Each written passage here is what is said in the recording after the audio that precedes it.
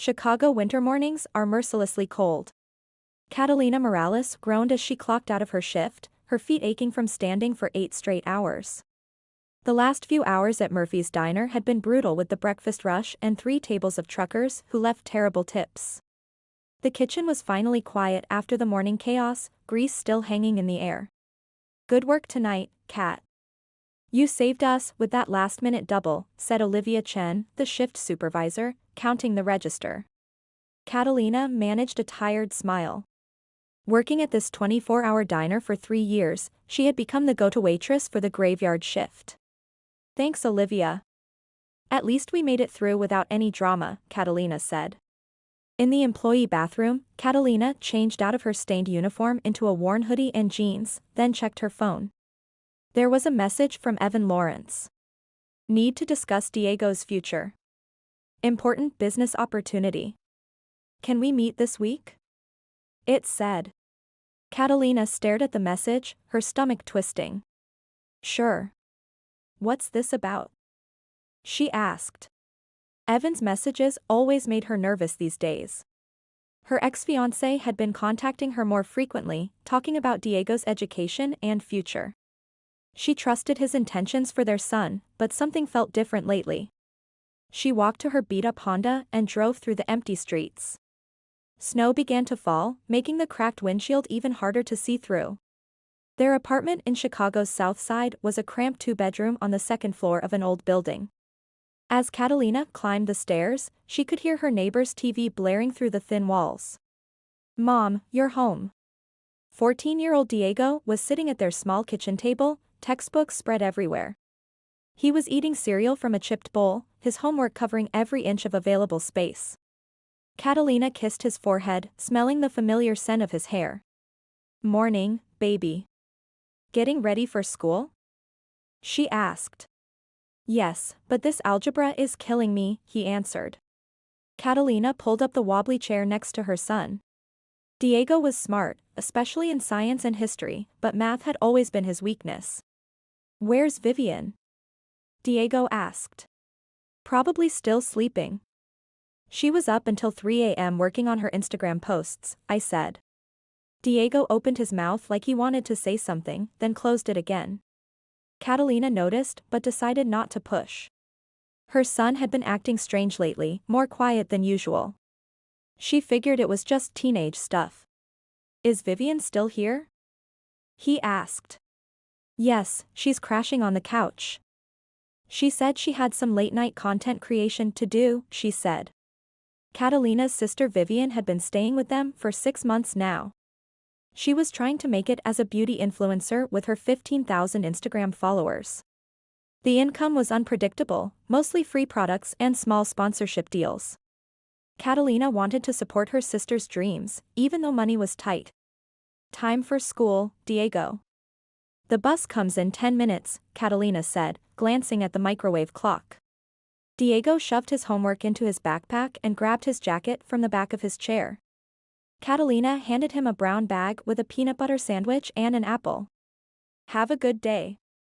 Come straight home after school, okay?" "Mom, I might be late today. Mike's helping me with algebra at the library." Catalina hugged her son tight, breathing in his familiar scent before letting him go. After Diego left, she walked quietly to the living room. Vivian was curled up on the fold-out couch, her phone charging on the coffee table next to expensive-looking makeup products. Ring lights and camera equipment were scattered around the small space. Catalina sighed. Her sister was working hard, but the apartment felt more cramped every day. She tiptoed to her bedroom, trying not to wake Vivian. Sleep after the night shift was precious, but her mind was racing. Something felt different lately. Evan's increased contact, Vivian's mysterious late-night activities, Diego's unusual silence. Still, Catalina told herself everything was fine. Everyone was just trying to figure out their lives. She closed her eyes and took a deep breath. Tomorrow would bring new challenges, but she'd face them like she always did. 3 weeks later, Catalina was having lunch in the cafeteria. Her colleague Diana sat across from her, placing a coffee down and whispering, "Catalina, are you all right? You look tired lately." Catalina looked up and forced a smile. Yes, I'm fine, just busy. In reality, she was far from fine. The subtle changes in the family atmosphere were troubling her. Really, how are things at home? Is Vivian still living with you? Diana's questions seemed to carry some implication. Yes, she still is. She seems to be trying to get her life back on track lately, Catalina replied. Catalina thought about her sister. Vivian had clearly changed recently. Previously, she had been unable to recover from the pain of divorce and often stayed in her room, but now she spent time on makeup every morning, bought new clothes, and went out more frequently. When Catalina asked, "Has something good happened?" Vivian deflected the conversation saying, "I'm just trying to think positively about life." Catalina looked into Diana's eyes. "Do you know something?" she asked. Diana shifted uncomfortably in her chair. "No, not really, I'm just concerned," Diana said. Catalina sensed that there was truth hidden in her friend's words, but she didn't pursue it further. She remembered Diego. Her son had changed too. After returning from school, he used to eat snacks in the kitchen while telling her about his day, but now he often silently retreated to his room. The previous evening, Catalina had knocked on Diego's door. "Diego, dinner time," Catalina said. "I'm not hungry," came her son's voice from inside. Catalina opened the door and entered Diego's room. He was sitting on the bed, hugging his knees. "What's wrong? Is there a problem?" Catalina asked. Diego didn't look up and shrugged. "Nothing," he said. "Did something happen at school? Are you being bullied?" Catalina asked. "No, it's just..."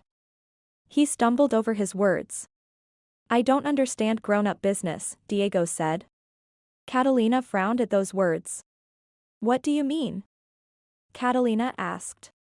Diego fell silent and said in a small voice, "Nothing." Catalina was brought back to reality by Diana's voice. "Everyone have noticed changes in you too. You're usually so careful, but yesterday you almost made a mistake in taking orders," Diana said. Catalina blushed. Indeed, yesterday she had lacked concentration. She had almost taken different orders by mistake. Fortunately, the chief noticed her mistake and corrected it. "I'm sorry, I'll be more careful," Catalina said. Diana took her friend's hand. "Catalina, if something's wrong, why not talk about it?" Catalina took a deep breath, hesitating whether to confide her worries, but she didn't know what to say. She herself didn't yet understand the situation. "I'm really fine, just a bit tired," Catalina said. That night, Catalina was preparing for her night shift.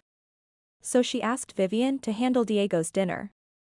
"Of course, sis, don't worry," Vivian answered cheerfully. Catalina found her sister's behavior strange, so different from before. She who had once seemed depressed now appeared unusually bright. Meanwhile, her son seemed to be dragging some dark shadow. Catalina couldn't understand what was happening in her family. Arriving at the diner, her colleague Olivia greeted her with a worried face. "Catalina, do you have a moment?" Olivia asked. They moved to a corner of the kitchen. Olivia looked around and began speaking in a low voice. "About your ex-fiancé," Olivia said. Catalina's heart raced. "Evan? What happened?" Catalina asked. "Last Saturday I was picking up groceries near the north side, and I saw him. Evan was with some woman, it was Vivian," Olivia said. Catalina's voice caught in her throat. "Olivia," Catalina said. Olivia looked startled. "You already knew?" Olivia said. "No, I just..." Catalina struggled to find words. She had felt something was off but hadn't wanted to face it. Her ex-fiancé and her sister. The betrayal cut too deep to even think about. They looked really close, Olivia chose her words carefully. "Walking arm in arm, sharing dessert at some fancy place. If you didn't know, maybe I shouldn't have mentioned it," she said. Catalina leaned against the cold metal prep counter. Everything was starting to make sense now. Evan's frequent texts about Diego's future, Vivian's mysterious new confidence, and her son's words about adults being complicated. It's okay, Olivia. I needed to know, Catalina said. During her shift that night, Catalina's mind was spinning. She tried to focus on taking orders and serving customers, but her family drama consumed her thoughts. What should she do now?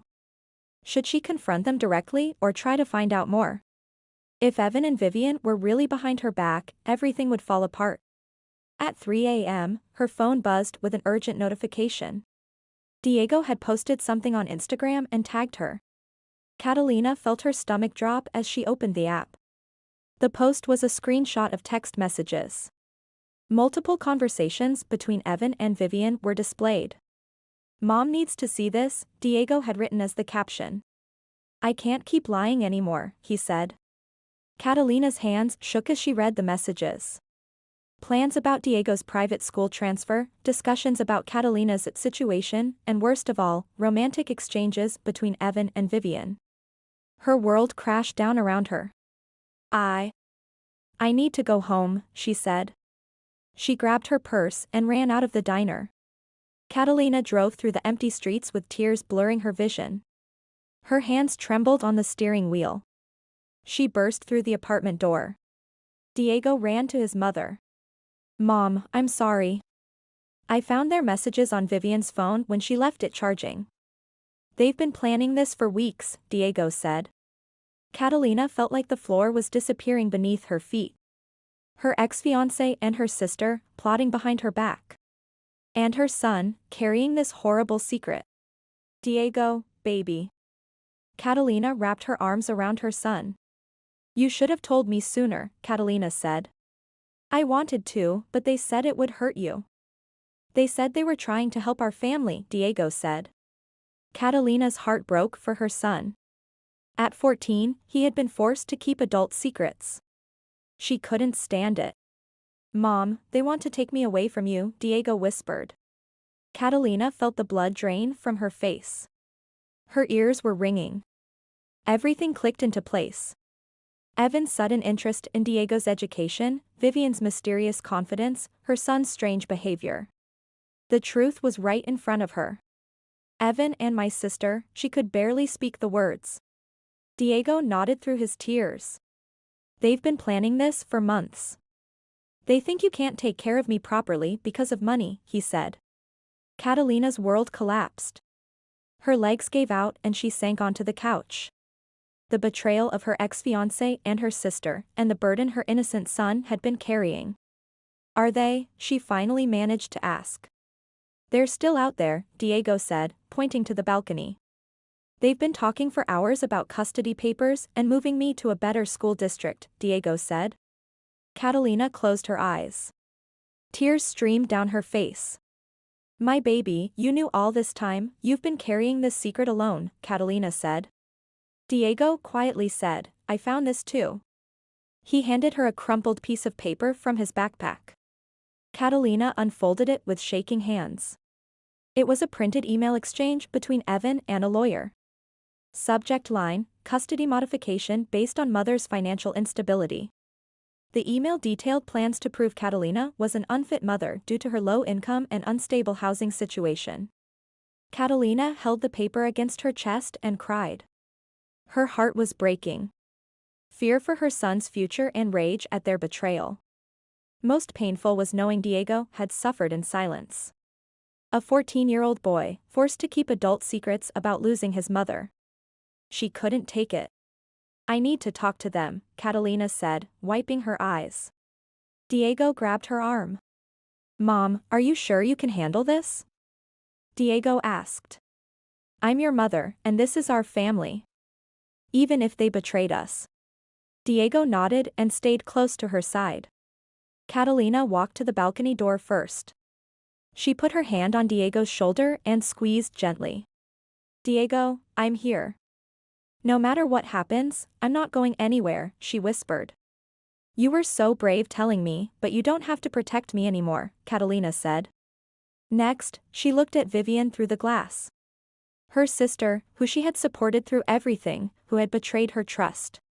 Catalina's heart was full of conflicting emotions. Why, Vivian? We're family, she said quietly to herself. Finally, she stared at Evan. Years of history together, the father of her child, and now this revealed betrayal. What happened to the man who promised to love our son? She whispered, but got no answer. Catalina turned to Diego. Whatever happens next, I want you to know the truth. Especially you, baby, you deserve to hear it from me, Catalina said. A week passed since the confrontation.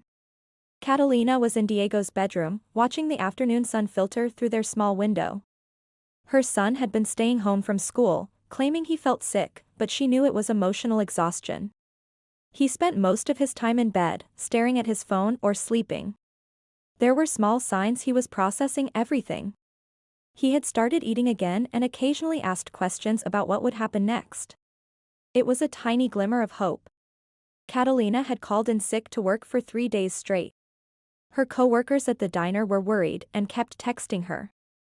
Penelope, her neighbor, had been especially supportive, offering to bring groceries and check on them. You need to eat something, Kat. I'll stay with Diego if you want to get some air, Penelope said during one of her visits. Catalina managed a weak smile. Thanks, but I'm okay.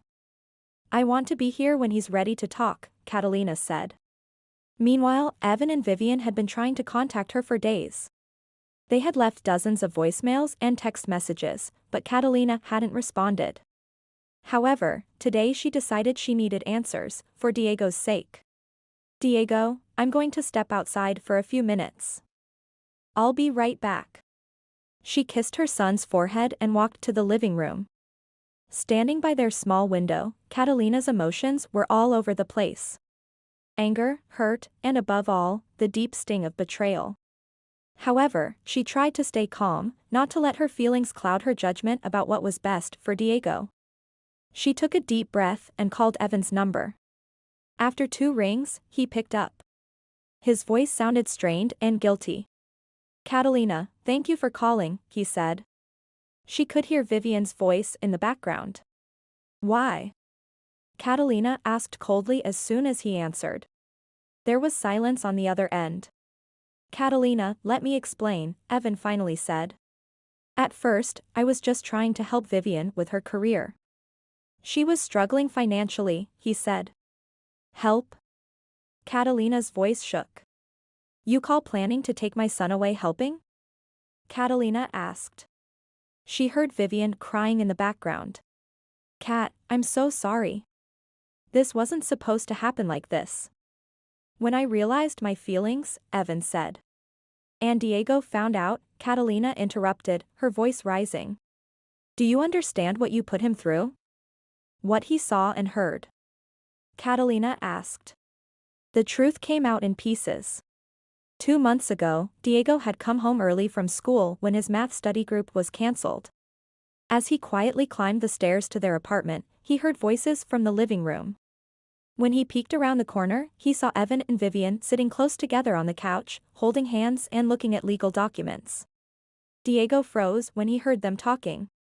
Evan noticed Diego listening and quickly tried to cover. Diego, hey, buddy, this is just adult stuff. Don't worry about it, okay? And don't mention this to your mom, Evan said. Since then, Diego had been carrying this terrible secret. He loved his mother but was terrified that telling the truth would tear apart what little family stability they had. He became withdrawn, barely ate his meals, and his grades started slipping at school. The night he finally broke, Diego couldn't handle the lies anymore and confronted both Evan and Vivian. He threatened to tell Catalina everything he had seen and heard. A panicked Evan tried to convince him over the phone while Vivian was listening on speaker. The conversation had escalated into a shouting match. Because of your selfishness, my son became the victim, Catalina said, her voice breaking. All he wanted was to protect me from the truth, Catalina said. She could hear Evan crying on the other end. I never wanted to hurt Diego. I thought we could work something out that would be better for everyone, Evan said. But he was hurt, Catalina said flatly. Vivian, are you there? Catalina asked. I'm here, Kat, Vivian's voice was barely a whisper. How could you do this to us? Catalina asked. He's been having nightmares. He thinks it's his fault, she said to Vivian. The line went quiet for a long moment. What are you going to do about the custody thing? Catalina asked. I'm dropping it, Evan said immediately. I've already called my lawyer. Whatever papers were filed, I'm withdrawing them, Evan said. It's not about the legal stuff, Catalina said quietly. You broke Diego's trust. You made him lie to me, Catalina said. Cat. Vivian's voice was shaking. We never meant for it to go this far. It just happened, but we never wanted to hurt you or Diego, Vivian said. Catalina looked toward Diego's room, thinking about the sister she had supported through everything, the sister who had betrayed her trust, and now wanted forgiveness. I need time to figure out what's best for Diego and me, Catalina said. She ended the call without saying goodbye. In the quiet apartment, she leaned against the wall and took several deep breaths, pushing down her anger and hurt. She walked back to Diego's room. When she opened the door, she found her son sitting up in bed. Diego's heart nearly stopped when he saw her face. What happened, Mom? He asked anxiously. I talked to them, Catalina said, sitting on the edge of his bed. Diego looked at her with wide, worried eyes. Am I in trouble? He asked. No, baby, you're not, Catalina took his hand. Do you understand what's happening? Catalina asked. Diego nodded slowly. Mom, his voice was small. Catalina could see he wanted to say more but was holding back. She sat beside her son and waited. Mom, I'm sorry I didn't tell you sooner about Dad and Vivian, Diego said. Catalina gently brushed his hair back. You did nothing wrong, Diego. I'm sorry you had to carry that secret alone. But it's over now, and I'm here. What about Dad and Vivian? Diego asked. They made their choices, baby, but our life will be different from now on. We're going to figure this out together, Catalina said. Diego closed his eyes, looking relieved for the first time in weeks. Even though he was still processing everything, he squeezed his mother's hand tightly. I want to stay with you, Mom, he said in a small voice. Catalina pulled her son into a gentle hug. We're still a family, Diego, just the two of us. And we're going to be okay, she said to Diego. One Sunday morning, a year later, Catalina was flipping pancakes in their small kitchen. From Diego's room came the sound of him video chatting with friends. He had bounced back completely and was thriving at his new high school. Catalina felt the warm sunlight streaming through their apartment window and thought about how far they'd come. The first few months had been rough. Finding a new place to live, and Diego working through everything with a counselor. But they had made it through, step by step. Catalina had managed to get promoted to shift supervisor at the diner. She still worked nights, but now she had benefits and could spend more time with Diego during the day. Mom, are Max and his dad still coming to the community center thing today? Diego wandered into the kitchen. Yes, they'll be there, Catalina smiled. Alexander Taylor was a volunteer coordinator she had met at a parenting support group, and he had a son Diego's age, Max. Both single parents, they had slowly built a friendship based on understanding each other's struggles. Max is cool, Diego said honestly. I got a text from Dad. Evan had moved to Denver after everything fell apart. He was in therapy and had started taking responsibility for his actions. He texted Diego every few weeks and called on holidays. It would take years to rebuild trust, but at least he was making an effort. Dad says he's coaching Little League now, Diego mentioned. Catalina nodded. That's good for him, she said. As she was cleaning up after breakfast, someone knocked on the door. When she opened it, Vivian was standing there with a small potted plant. Can we talk? She asked quietly. Vivian had finished a program for people struggling with social media addiction and was working at a community center helping other young women. She had written Catalina several long letters over the past months. 2 months ago, Catalina had finally written back, and last week they had their first phone conversation. Diego, Vivian wants to see you, Catalina called out. Diego came out slowly, then gave Vivian a careful hug. How's school going? Are you still good at science? Vivian asked. Catalina went back to the kitchen and made 2 cups of coffee. Rebuilding trust with her sister wasn't simple, but they were both trying. She was surprised by her own capacity for forgiveness. What had once felt impossible now seemed manageable. It wasn't about being weak, it was about being strong enough to move forward. That night, after Diego had gone to bed, Catalina wrote in her journal. Vivian came by today, which would have been unthinkable a year ago. The hurt is still there, but we're learning to heal. Life has a way of surprising you, but what really matters is whether you can find the strength to keep going after everything falls apart. She looked out at the city lights twinkling in the distance. The Chicago skyline looked different from their new neighborhood, but somehow more hopeful. Tomorrow would bring new challenges, but she and Diego would face them together. Every ending really is a new beginning. Catalina held on to that thought as she turned off the light.